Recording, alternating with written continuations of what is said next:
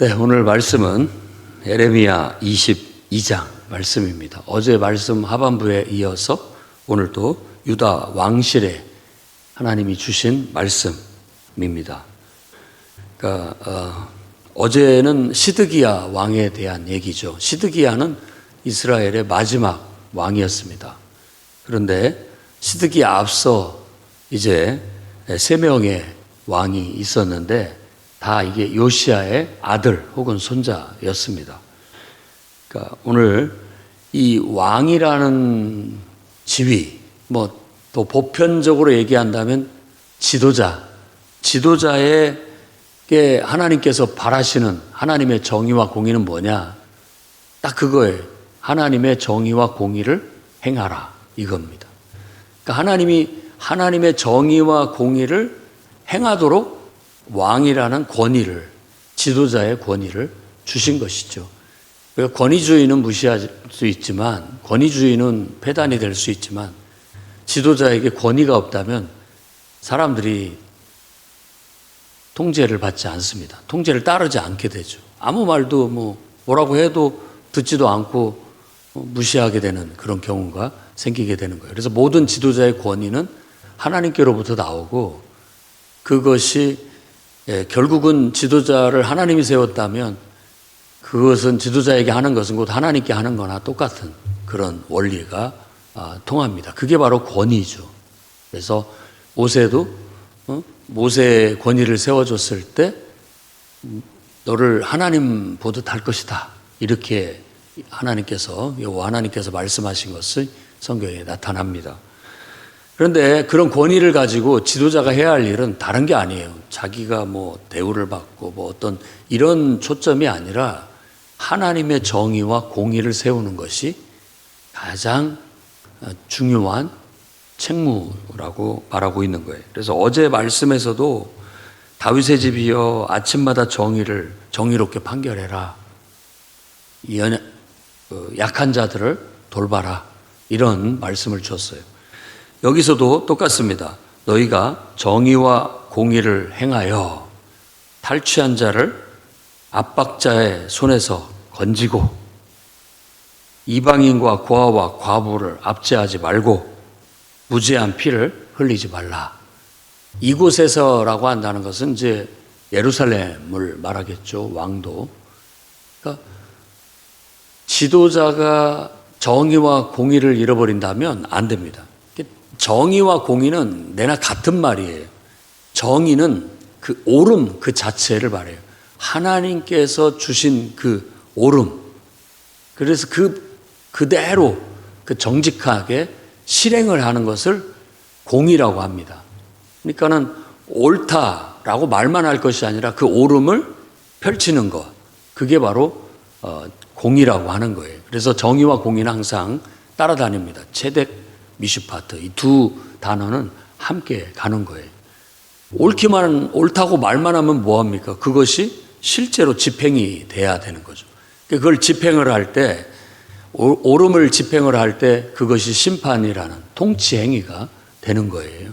그래서 미슈파트는 다른 말로 또 통치 행위를 말하기도 합니다. 그러니까는 지도자에게 주어진 권위는 항상 하나님의 정의와 공의를 바로 세워서 악한 자들을 벌하고 또 정의롭고 바르게 행하는 자를 상주고, 이게 그냥 단순하게 본다면 그게 통치 행위, 지도자가 해야 할 역할이라고 말하고 있는 거예요. 그래서 세상에 불의가 행해지지 않고 악행이 행해지지 않도록 지도자가 그것을 통제해야 되는 겁니다. 그래서 하나님이 권위를 줬고, 그 권위의 상징으로 항상 지팡이라든지 지휘봉 혹은 칼, 이런 것이 상징적인 의미로 쓰여지게 되는 거죠. 그것을 쥐었다라는 것은 그것을 통해서 악한 자를 징벌하고 또 선한 자를 상주는 그런 통치 행위를 하도록 주어진 거예요. 그래서 어떤 이스라엘의 유다의 왕뿐만 아니라 모든 통치자들이 따라야 할, 어떻게 보면 지도자의 길이라고 할 수 있겠습니다. 그런데 이 말을 듣고 잘 준행하게 된다면 이 나라가 아주 힘이 있어서 개선 장군처럼 이분을 들어오게 될 것이다.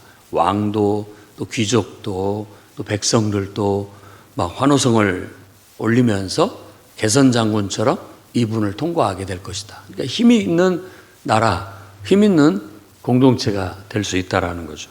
그러나 만일 이 말씀을 따르지 않고 지도자가 정의를 행하지 못하고 하나님의 정의를 따르지 못하고 잘못된 길로 가게 된다면 결국 황폐함이 찾아오게 될 것이다 라는 겁니다. 그래서 하나님께서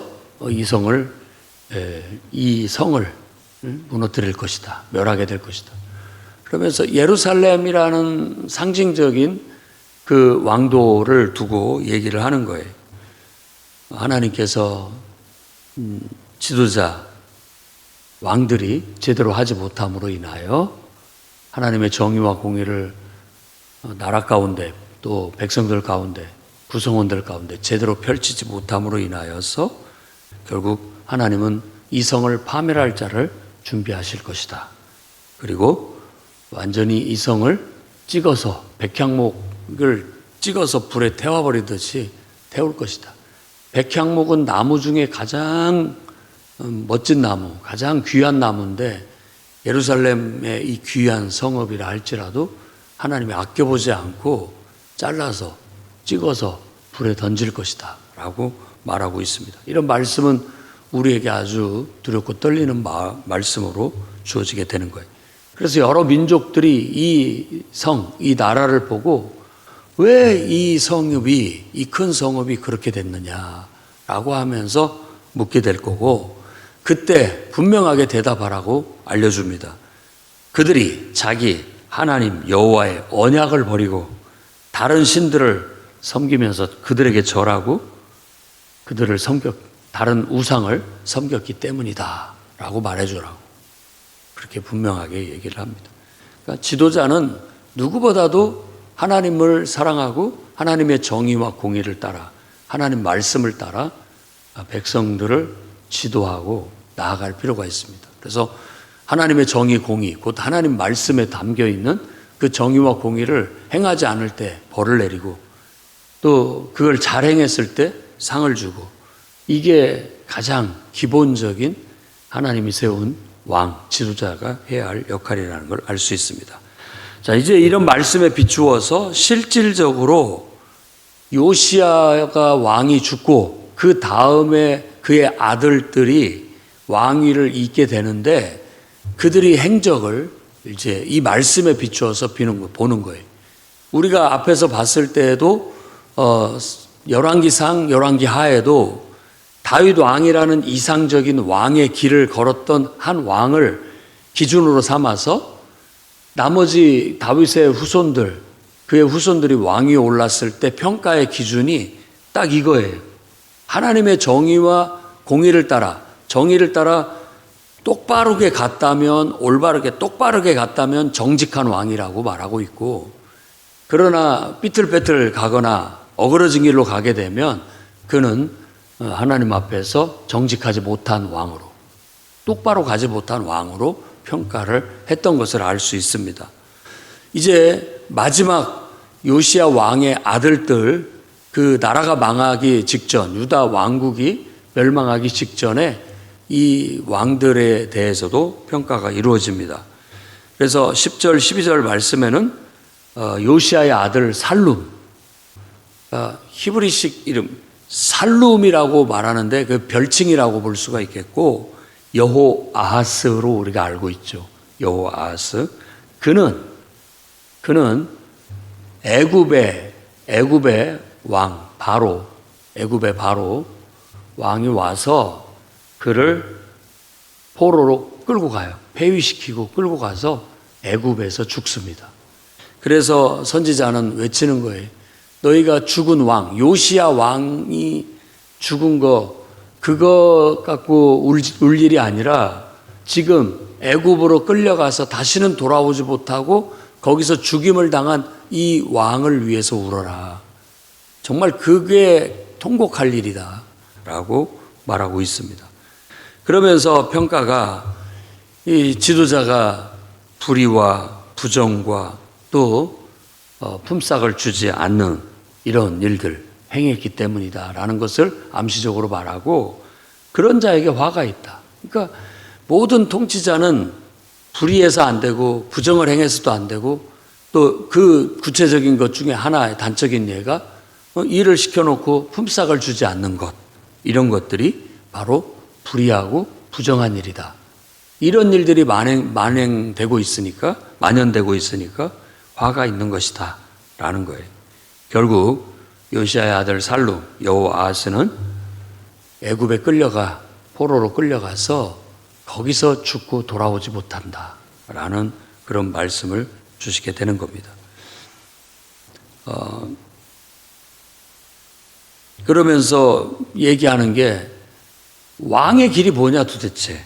그러니까 어떻게 보면 이 살룸 여호아하스 왕, 그만이 아니라 온갖 사치를, 그 왕이라는 권위를 가지고, 그 권력을 가지고 자기 부를 추구했던 그런 지도자들에 대한 얘기를 하고 있는 거예요. 큰 집을 짓고 아름다운 것들로 꾸미지만 그것으로 왕이 되겠느냐, 이렇게 질문을 던지는 내용은 우리가 모든 지도자들이, 저를 포함한 모든 지도자들이 깊이 한번 생각해 봐야 할 문제라는 거예요. 권위를 가지고 또 높은 지위와 권력을 주었는데, 그 권력과 권위는 결국 하나님의 정의와 공의를 실행하면서 악한 자들을 벌하고 가려내고, 또 모든 사람들이 선하게 정직하게 성실하게 살아갈 수 있도록 독려하기 위해서 그런 권위를 준 건데, 오히려 그런 것은 자기의 역할에는 충실하지 못하고 그냥 말하자면 자기 이속만 챙기는 거죠. 큰 집을 짓고 아름답게 꾸미고, 그런다고 해서 왕이 되겠냐? 그건 진정한 통치자로서 역할을 제대로 하는 것이 아니다라는 그런 말을 하고 있는 거예요. 너희 아버지는 안 그랬다, 이런 거예요. 요시야를 두고 말한다고 볼 수 있겠죠. 그런 어떤 사치보다도 내 아버지는 공의와 정의를 행하지 않았느냐, 그래서 그 나라가 형통했던 것이다 라고 말하는 거예요. 그러니까 지도자가 똑바로 서서 하나님 말씀대로 정의와 공의를 엄위하게 세워나갈 필요가 있다라는 것을 깊이 깨닫게 됩니다.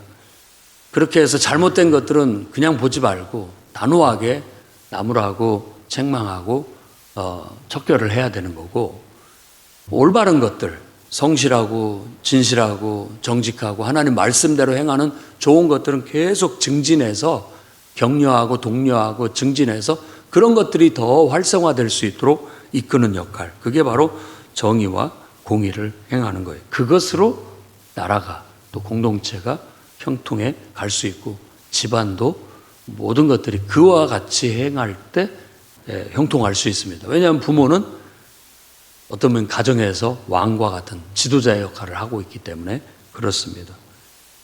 그래서 지도자는 항상 백성들을 살펴서 백성들의 인기를 얻으려는 마음에 치우쳐버리면 그릇된 길로 갑니다.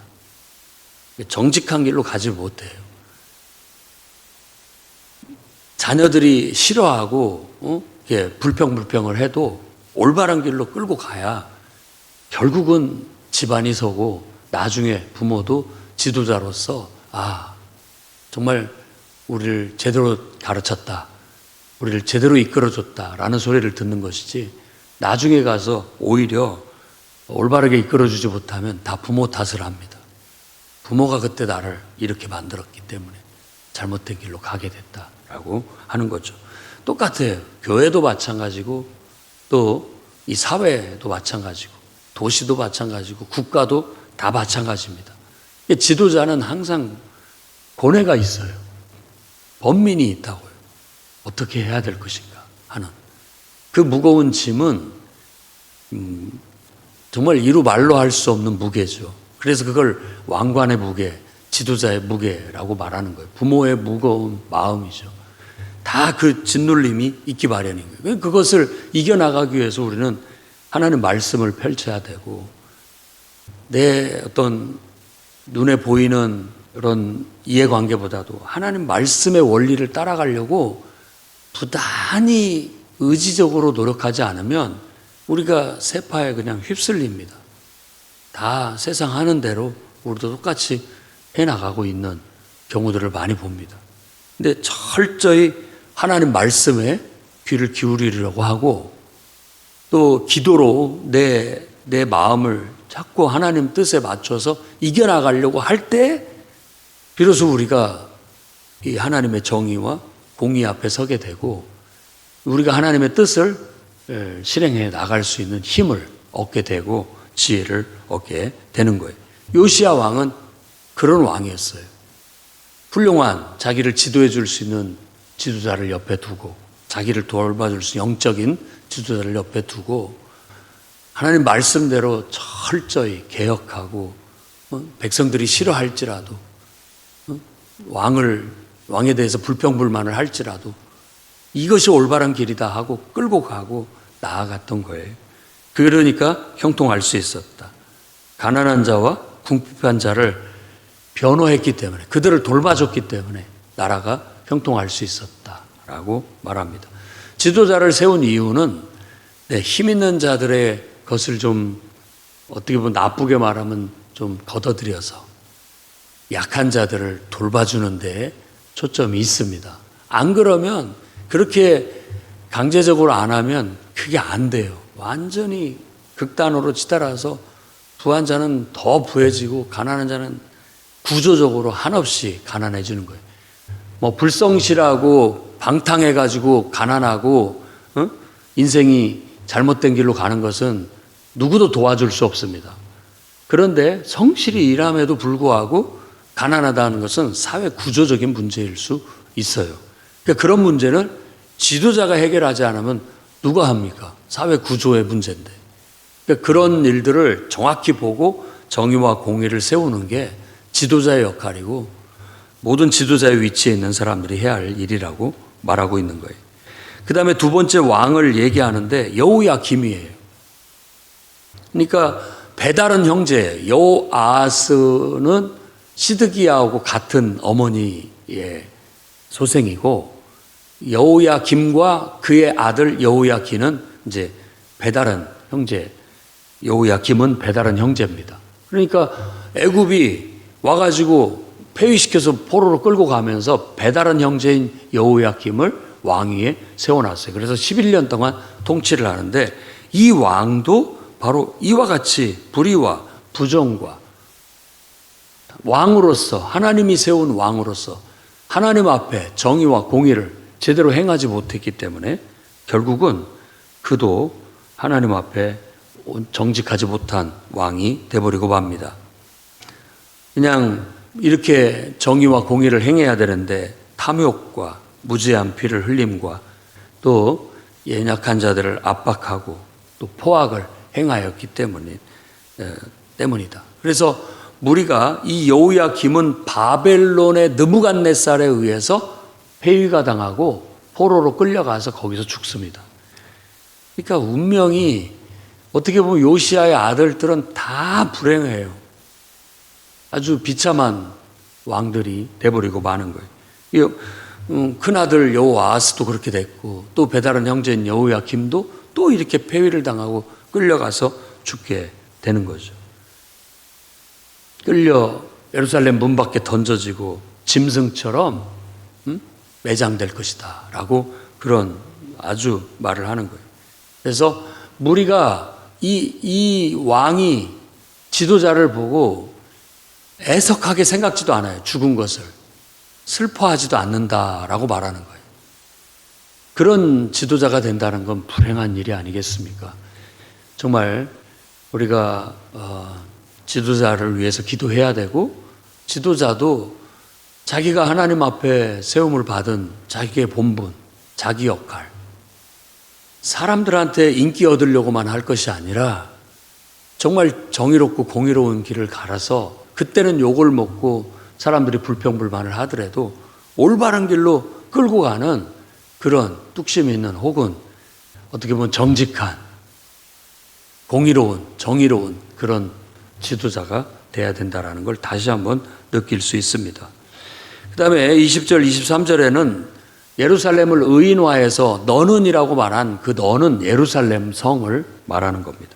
너는 외쳐라 라고 했는데 그 외치는 게 통곡의 외침을 말하는 거예요. 탄식, 통곡. 너는 외쳐라. 널 사랑하는 자가 다 멸망당했다. 널 사랑하는 자. 어쩌면 이것은 예루살렘을 사랑하는 사람이 누구겠습니까? 예루살렘. 조국을 사랑하고 나라를 사랑하고 한 모든 사람. 예루살렘은 왕도요. 그곳은 성전이 있어서 모든 사람들의 사랑을 받고 그곳에 가고 싶은 거죠. 우리가 서울 가고 싶듯이, 서울에 가보고 싶듯이. 왜냐하면 너무나 큰 도시고 아름다운 도시고 뭐 이런 어떤 의미가 담겨져 있는 거예요. 그런데 이 도시라는 게 아무리 아름답게 꾸며졌고 아름다운 도시라 할지라도 결국 거기에 그를 사랑하는 사람들이 거기에 와서 거기에서 함께 뭔가를 하고 이럴 때 도시가 화기애애하고 활발하고 뭔가 막 이렇게 분위기가 되는 거 아니에요. 그런데 그럴 사람들이 다 죽었어요. 그럴 사람들이 이제 없어져 버렸다는 거예요. 그러면 도시는 뭡니까? 완전히 버림당한 도시처럼 아무도 없는 그런 황량한 도시가 돼버리고 마는 거죠. 그게 비참한 모습이라는 것으로 지금 말해주고 있는 거예요. 이게 다 뭐 때문이냐라고 했을 때 바로 이 예루살렘에서 행해진 악 때문이다. 모든 악 때문이다. 그러니까 지도자는 이렇게 이런 꼴이 당하지 않으려면 우리 안에 숨겨져 있는 악을 내버려 두면 안 됩니다. 이것들을 치리해야 돼요. 이런 것들을 고쳐야 돼요. 안 그러면 앞에서도 말했지 않습니까? 아무리 기도해도 안 들어준다. 아니 악을 버리고 회개하지 않는다면 기도한들 무슨 소용이 있고 예배를 한들 무슨 소용이 있느냐. 기도하는 거, 예배하는 거 다 좋지만 기도하고 예배하는 것은 자신을 돌아보아 자기를 죽이고 자기 안에 있는 죄를 죽이고 없애기 위해서 기도하고 예배하는 건데 악은 버릴 생각이 아무것도 없고 그냥 와서 기도만 한다고 하고 예배만 한다고 하는데 내가 축복해 주겠느냐? 내가 은혜를 베풀겠느냐? 안 된다는 거예요. 악이 만연된 상태인데 예배는 계속 드려요. 기도는 계속해요. 아무 소용없다. 아무 소용없다. 내가 듣지도 않는다. 더 이상 기도할 필요도 없다. 의미도 없다라고 지금 앞에서도 선지자가 외쳤던 말씀이 바로 이와 같은 말씀인 거예요. 그러니까 이 불순종이 이 도시의 습관이 되어버렸다. 이게 무서운 말이죠. 오랫동안 우상을 섬기고 몰래 숨어서 우상을 섬기고 보이지 않는 데서 악을 행하는 이게 만연된 습관이 되어버렸다. 고치지 못하는 병이 되어버렸다라고 지금 말하는 거예요. 그러니 이 너가 이제 해산하는 여인처럼 결국 고통을 당하게 될 터인데 그때 가련함이 얼마나 더하겠느냐. 참 가련하다 이런 말을 하고 있는 것이죠. 어찌 보면 우리가 하나님이 왜 우리에게 벌하시냐고 말할지 모르지만 그만한 이유가 있는 것 같습니다. 항상 우리 안에 버리지 못한 악, 숨어서 감춰놓고 행하는 모든 잘못된 것들 때문에 결국 그런 것들이 찾아올 수 있다는 것을 조심스럽게 말할 수 있죠. 일반적이고 보편적인 얘기입니다. 그리고 이제 마지막 왕 여호야긴 얘기를 합니다. 여호야김의 아들이죠. 여호야김을 결국 죽이고 여호야긴을 왕위에 세우게 되는데 왕위에 세웠다가 이것도 제대로 뭐라자면 마음에 들지 않으니까 포로로 끌고 가버립니다. 그리고 시드기야를 왕위에 세우게 되죠. 그래서 이 여호야긴을 포로로 끌고 가서 결국 이 여호야긴이 이름이 여기서는 이제 별칭이 고니야 혹은 또 여고냐 이렇게 쓰여지거든요. 그 왕이 하나님이 그가 마지막 남은 나의 인장반지라고 하는 것은 권위를 상징하는 거잖아요. 이걸 도장 찍듯이 내 도장이다, 내 도장. 그런데 내가 이 반지를 빼서 던져버리겠다. 바벨론에 던져버리겠다라고 말하는 거예요. 결국 여호야긴은 포로로 끌고 가서 평생 동안 결혼도 못하고 누구 말로는 환관이 나중에 환관이 돼서 왕실에서 다시 머리를 들게 만들어줬다 할지라도 결국은 예루살렘에 돌아오지 못하고 거기서 죽고 마는 그런 모습을 예언적으로 말해주고 있는 거예요. 그러니까 다윗의 왕실이 더 이상 왕위를 이어나가지 못하고 거기서 끝날 것이다 라는 걸 말해주고 있는 거예요. 그래서 이제 성경의 역사는 왕실의 역사는 거기까지예요. 그 나머지는 왕이라고 할 수가 없습니다. 왕이라고 할 수가 없는 거예요.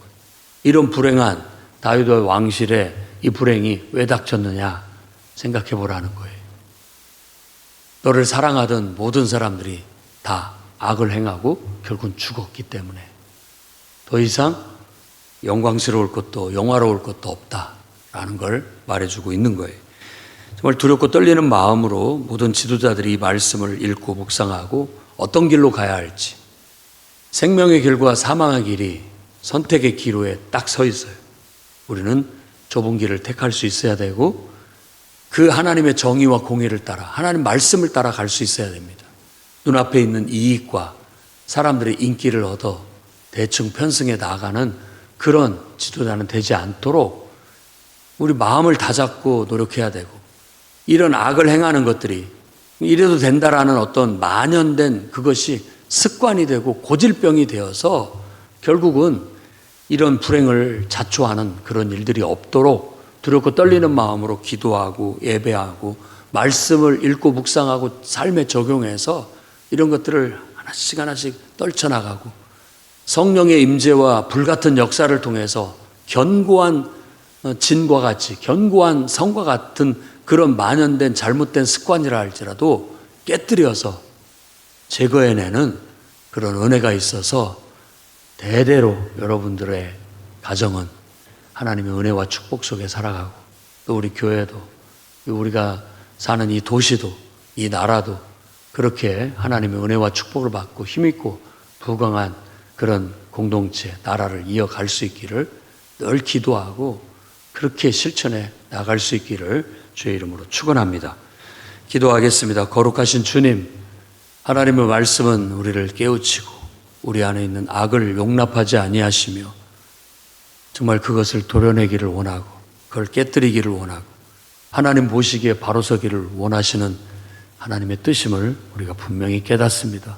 두렵고 떨리는 마음으로 하나님 앞에 서게 하시고 두렵고 떨리는 마음으로 하나님 말씀을 받게 하시며 하나님 말씀 앞에 우리가 우리의 죄악을 회개하고 떨쳐낼 수 있는 믿음의 용기를 허락하여 주시옵소서.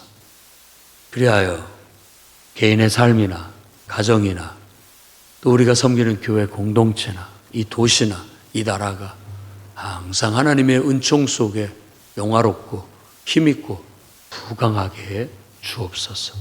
예수님 이름으로 기도드립니다.